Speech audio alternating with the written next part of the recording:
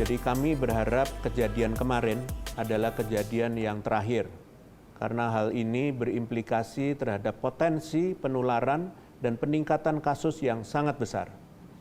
Jangan egois, kita harus ingat bahwa jika kita berkerumun, maka kita dapat membawa malapetaka di masa pandemi ini.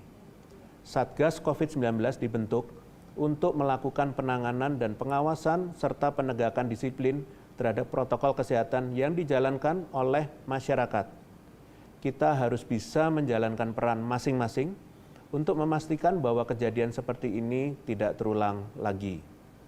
Kerumunan akan menyulitkan kita untuk bisa jaga jarak, ditambah jika kita tidak menggunakan masker, akan meningkatkan risiko penularan yang lebih besar lagi. Kelalaian ataupun ketidakpedulian terhadap kondisi ini serta terhadap protokol kesehatan dapat membahayakan nyawa manusia.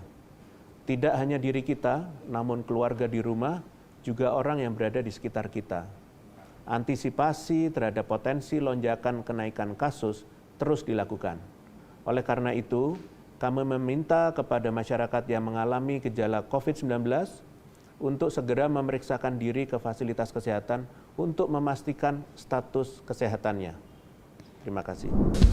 Ingat pesan ibu, pakai maskermu, cuci tangan pakai sabun.